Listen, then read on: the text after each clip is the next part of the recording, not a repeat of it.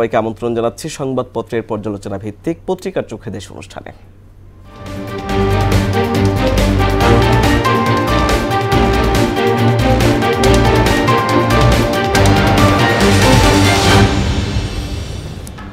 দর্শক, অনুষ্ঠানে আজকের অতিথি মোহনা টেলিভিশনের যুগ্ম বার্তা সম্পাদক নাসির উদ্দিন। নাসির, পত্রিকার চোখে দেশ অনুষ্ঠানে আপনাকে স্বাগত। আমরা শুরুতেই দেখে নিব আজকের পত্রিকাগুলোর প্রধান প্রধান শিরোনামগুলো। শুরুতেই রয়েছে প্রথম আলো। বাংলাদেশে বিনিয়োগ কম, বড় বাধা 5টি। বিশ্বের কোন দেশে কি ব্যবস্থা নিচ্ছে? ট্রাম্পের পাল্টা শুল্ক মোকাবেলায় কোন দেশ জোট কি করছে? দৈনিক ইত্তেফাক। এসএসসি পরীক্ষায় শিক্ষার্থী কমেছে প্রায় 1 লাখ। যুক্তরাষ্ট্রে ক্রয়াদেশ ও পণ্যের দাম কমে যাওয়ার আশঙ্কা রপ্তানিকারকদের।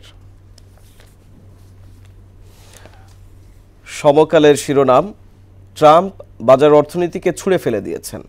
বাড়তি শুল্ক থেকে রেহাই পাওয়ার উপায় কি? নির্বাচন নিয়ে সরকারের সঙ্গে বসবে বিএনপি। বাংলাদেশ প্রতিদিন। ত্রিমুখী অবস্থানে 3 দল। বিনিয়োগে এখন অনুকূল পরিবেশ। আন্দোলন নয়, জনগণ চায় নির্বাচন। নির্বাচন নিয়ে শঙ্কা দেখছে বিএনপি। যুগান্তর। জুলাই বিপ্লবে বদলে যাচ্ছে দ্বীপের মানচিত্র, সাগরের বুকে নতুন সন্দ্বীপ। বিনিয়োগ সম্মেলনের দ্বিতীয় দিন, নাসার সঙ্গে আর্টেমিস অ্যাকর্ডস চুক্তি। বণিক বার্তা। মানবিক সহায়তা বন্ধ, সংঘাতে রাখাইনে বাড়ছে বাস্তুচ্যুতের সংখ্যা। জিডিপির অতিরঞ্জিত তথ্য এখনও সংশোধন হয়নি। The Daily Star. Green shoots in economy, GDP sees 4.5 PC growth in second quarter, but Trump tariffs may hurt recovery. BNP to meet CA, push for polls roadmap. Nasir, আমরা শিরোনামগুলো দেখছিলাম এবং আমরা শুরুতেই একটা বিষয় নিয়ে আলোচনায় যেতে চাই, সেটি হচ্ছে ট্রাম্পের, আমরা প্রথম আলোর একটা শিরোনাম দেখছিলাম, ট্রাম্পের পাল্টা শুল্ক মোকাবেলায় কোন দেশ জোট কি করছে? বাজার অর্থনীতি ছুঁড়ে ফেলে দিলেন ট্রাম্প। হ্যাঁ, এখন বিশ্বব্যাপী একটা বাণিজ্য যুদ্ধর মতো পরিস্থিতি। আমরা বেশ কিছু যুদ্ধই এখন দেখছি, বিশেষ করে অস্তিত্বের সংকটের যে যুদ্ধ, গাজা ইসরায়েল, এরকম করে এই যুদ্ধের প্রভাব যেরকম আছে, তেমনি এই বাণিজ্য যুদ্ধ, ট্রাম্পের যে শুল্ক আরোপ করার পরে পুরো বিশ্বে এক ধরনের আসলে হৈহুল্লোর অবস্থা পড়ে গেছে এবং প্রত্যেকটি দেশই মূলত ভিন্ন ভিন্ন প্রস্তুতি, এই যে তার যে অতিরিক্ত শুল্ক আরোপ হয়েছে, প্রতিটি দেশ ভিন্ন ভিন্নভাবে তাদের প্রস্তুতি নিচ্ছে। কেউ আলোচনার টেবিলে বসার জন্য ইতিমধ্যেই রাজি হয়ে গেছে, কেউ 50টা দেশ, কেউ আবার ট্রাম্পকে পাল্টা হুমকিও দিচ্ছে, বিশেষ করে চীন। সেটা চীনের পক্ষে যতটা সম্ভব, সব দেশের পক্ষে সেটা সম্ভবও নাও, কারণ চীন যে অবস্থানে আছে তারা হয়তো যুক্তরাষ্ট্রকে, ট্রাম্পকে পাল্টা চ্যালেঞ্জ ছুড়ে যেতে পারে, কিন্তু সব দেশকে সেটা সম্ভব হয় না। যে কারণে বাংলাদেশ ধরুন এক ধরনের, তারাও এক ধরনের প্রক্রিয়া নিয়েছে, প্রসেস নিয়েছে, তারা কী করতে চায়। এই যে বাড়তি শুল্ক আরোপ মোকাবেলায় দেশকে পোশাক খাত নিয়ে এক ধরনের সংখ্যা তৈরি হয়েছে।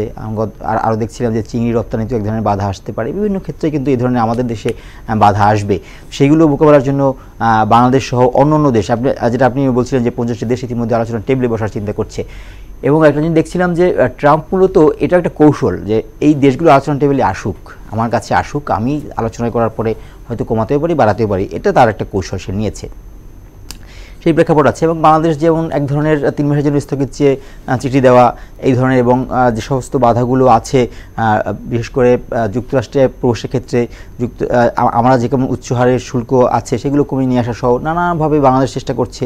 প্রত্যেকটি দেশই ভিন্ন ভিন্নভাবে, যেটা বলছিলাম যে প্রথমে কেউ চেষ্টা করছে আলোচনার টেবিলে এটাকে সমাধান করতে, কেউ হয়তো যারা আলোচনা ছাড়াও যাদের ওই ধরনের অবস্থান আছে যে না, আমি আমার দেশকে নিজে সক্ষমতা আছে, আত্মনির্ভরশীল দেশ যারা আছে, তারা আবার চিন্তা করতে পারে যে না, ঠিক আছে, আমরা আলোচনা টেবিলে যাব না, আমরাও নিজেরাই নিজেদের বন্দোবস্ত করব, কিংবা চাইলে আরও যুদ্ধ, যে বাণিজ্য যুদ্ধ, যে আমি ট্রাম্পকে চ্যালেঞ্জ ছুড়ে দিলাম, সেরকম হতে পারে। সেক্ষেত্রে হয়তো ওইসব দেশগুলো আবার, যে চীন যদি অন্যান্য দেশগুলোকে সঙ্গে নিয়ে এই ধরনের চিন্তা করে যে না, আমি ট্রাম্পকে পাল্টা চ্যালেঞ্জ ছুড়ে দেবো, সেটা হতে পারে। তবে যেটাই হোক না কেন, এখন পর্যন্ত মনে হচ্ছে যে ট্রাম্পের একটা কৌশল, যে তিনি আলোচনার টেবিলে চাচ্ছে দেশগুলোকে যাতে আলোচনার টেবিলে আসে, তার সঙ্গে আলোচনা করে, তার বিষয়ে অনুগত করে রাখার যে কৌশল, হ্যাঁ সেটাই।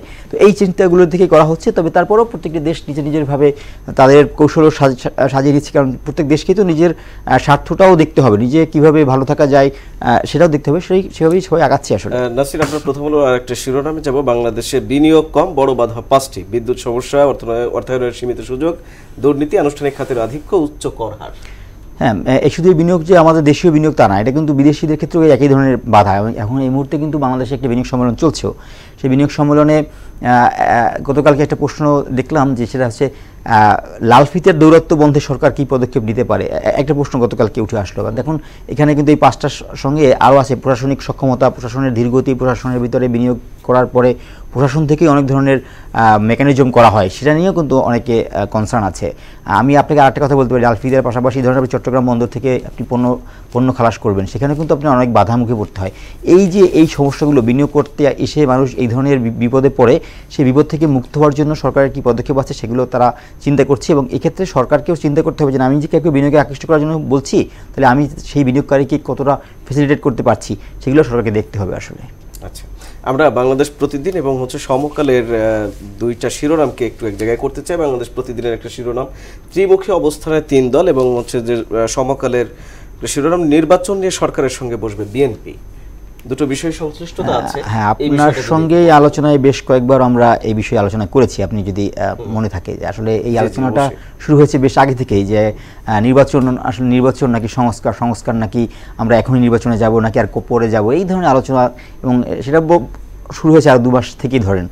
এই মুহূর্তে একেবারে তিনটি দল মোটামুটি বলা যায় 3 অবস্থানে। বিএনপি বলছে যে না, জনগণ নির্বাচন চায়, জামাত সময়টা যত গিয়েছে কিন্তু অবস্থানটা তত কঠিনই হচ্ছে। হ্যাঁ, সেটি আমরা যত আলোচনা শুরু হয়েছিল 2 মাস আগে দুজনের কথাই বলছিলাম, এবং সেটা আস্তে আস্তে কিন্তু কোনো উন্নতি নেই, বরঞ্চ আরও 3 রেখায় 3টা দল চলে যাচ্ছে। সেখানে আওয়ামী লীগ যদি এই মুহূর্তে নেই, মানে দৃশ্যপটে নেই, কিন্তু হয়তো তা থাকলেও এক ধরনের অবস্থান থাকতো, যদি দৃশ্যপটে নেই সেটা আলোচনা বাদ দিই। আমরা ত্রিমুখী অবস্থানের কথা এখানে বলা হচ্ছে। এনসিপি নতুন প্রেক্ষাপট, নতুন দল, এবং নতুন প্রেক্ষাপট হলেও তার এখন অন্যতম বড় স্টেক হোল্ডার, এটাকে মানতেই হবে, কারণ তাদের কারণেই এই যে আলোচনা নির্বাচন সংস্কার, এই আলোচনাটা শুরু হয়েছে মূলত তাদের হাত ধরেই।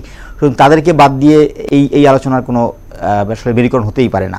সেই হিসাব করলে মূলত আলোচনা শেষ নাই, আলোচনা শেষ তখনই হবে যখন আসলে প্রধান উপদেষ্টা বা সরকার থেকে একটি স্পষ্ট কোনো সুনির্দিষ্ট, তারা যদিও বলছে নির্বাচন কবে হবে, কিন্তু সুনির্দিষ্ট একেবারে এই দিন থেকে নির্বাচন এরকম একটা ঘোষণা যদি হয়, তাহলেই হয়তো এই আলোচনার বেরিকরণ শেষ হতে পারে। তার আগ পর্যন্ত এ দল চাপ দেবে, ওই দল সংস্কারের জন্য চাপ দেবে, ওই দল বলবেন না আমরা বিচার আগে চাই। আসলে মূলত একটা নির্দিষ্ট কোনো কাঠামো তৈরি হবে না। বর্তমান প্রেক্ষাপটে যদি হিসাব করা হয়, বেশ কিছু মানুষ কিন্তু এটাও শেয়ার করছে যে না, আমরা অর্থনৈতিকভাবে এগিয়ে যাচ্ছি এই সরকারের অধীনে, অর্থাৎ সরকার কাজ করছে। শুরুর দিকে যে অভিযোগটা সরকারের বিরুদ্ধে ছিল সেটা এখন আসলে অনেকে, হ্যাঁ এটা আমিও আপনার সাথে একমত। আমি মূলত এগুলো সামাজিক যোগাযোগ মাধ্যমের আলোচনা, এটা আপনি যেটা স্বীকার করবেন নিশ্চয়ই। হ্যাঁ, এটা আসলে এরকম কোনো বড় প্ল্যাটফর্ম নেই যে সাধারণ মানুষ ভোট দিয়ে বললো যে না এই সরকারটা ভালো কাজ করছে বা এই সরকার অর্থনীতি দিকে এগিয়ে নিচ্ছে। এটা মূলত সোশ্যাল মিডিয়া আলোচনা, এটা আপনার সাথে, এটা আমিও একমত। সোশ্যাল মিডিয়া এখন বেশ ভালো আলোচনা শুরু হয়েছে যে না, এই সরকারকে আমরা আরও দেখতে চাই, 5 বছর দেখতে চাই, এগুলো আছে। সেগুলো থাকলেও ধরুন আপনি, হ্যাঁ সোশ্যাল মিডিয়াও এক ধরনের সমাজের আয়না বা এক ধরনের মতামত প্রকাশের জায়গা, সেটাও তো আপনি একেবারে ছুঁড়ে ফেলে দিলেন, হ্যাঁ প্রেক্ষাপটে ছুঁড়ে ফেলে দিলেন তাও তো না। সোশ্যাল মিডিয়াতে কিন্তু আমরা অনেক বড় ধরনের ধরুন মতামত সংগ্রহ কিংবা নিজের পক্ষের যে প্রচারণা এগুলো করতে দেখি। সেই হিসাব করলে আপনি সোশ্যাল মিডিয়ার কোনো মতামতকে একেবারে ফেলে দেবো তাও বলা যায় না। তবে হ্যাঁ, সেটা যদি করতেও হয় যে এই সরকারকে আমরা চাই, সেটা কিভাবে চাই? নিশ্চয়ই এই সরকার তার নির্বাচনী ম্যান্ডেট নিয়ে আসবে নাকি এভাবেই চলতে চায়? যদি সরকার শুরুতেই এসে বলছিল না আমরা নির্বাচনটা আমাদের অন্যতম প্রধান এজেন্ডা, ওই হিসাব করলে সরকার নিজে তো থাকতে চাইবে না।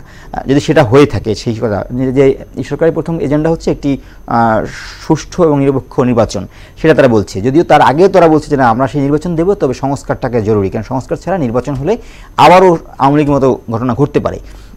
সেই হিসাব করলে হয়তো এই সরকার নির্বাচন দিবে, আমার যেটা মনে হয় নির্বাচনই হবে, কিন্তু সেটা হয়তো 1 বছর বা 1.5 বছর সময় লাগতে পারে, কিন্তু নির্বাচন দিবে। এবং অন্যান্য দলগুলোও যদি এই কি চায় সেটা, যদি অর্থনৈতিকভাবে আমরা দেশটাকে আরেকটু তিনি চাচ্ছেন যারা একটু এগিয়ে নিয়ে তারপরে নির্বাচনটাকে, হ্যাঁ তবে অর্থনৈতিকভাবে এগিয়ে নেওয়ার ক্ষেত্রে আপনি যদি 1 বছরটাকে আমি খুব বেশি গুরুত্বপূর্ণ সময় মনে করি না। এটা যতটাই এখন আমরা একেবারে শেষ প্রান্তে চলে এসেছি, আমরা আপনাকে অনেক অনেক ধন্যবাদ। ধন্যবাদ।